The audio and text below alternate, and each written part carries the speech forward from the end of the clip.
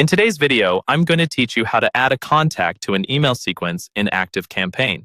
We're going to walk through how to manually add an individual contact into one of your automations, which is what ActiveCampaign calls its email sequences. This is really useful when you want to put just one person or a small number of people into a specific sequence without setting up tags, forms, or complicated triggers. First, make sure you're logged into your ActiveCampaign account and you're on the main dashboard. From here, look for the main navigation menu, usually on the left-hand side. Find and click on Contacts. This will open up a list of all the contacts currently in your account.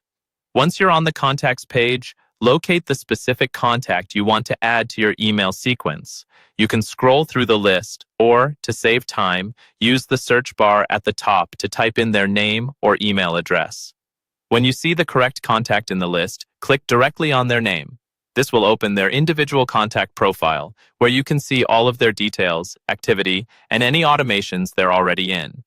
On the contact profile page, look for the section labeled Automations. This is where ActiveCampaign shows you which automations this person is currently part of. In that Automations area, you'll see a button that says Plus Add. Go ahead and click that button. This is the key step that lets you manually enroll this contact into a new email sequence. After you click Plus Add, a list of your existing automations will appear. These are the sequences you've already created inside your account.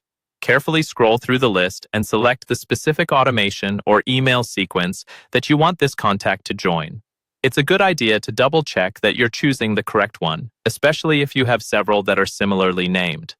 Once you've selected the automation, you'll usually see a confirmation prompt or an option to finalize your choice. Click OK to confirm.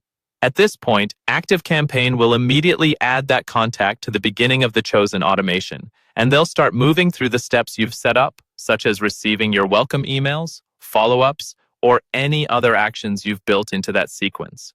To make sure everything worked, you can stay on the contacts profile and look again at the automation section.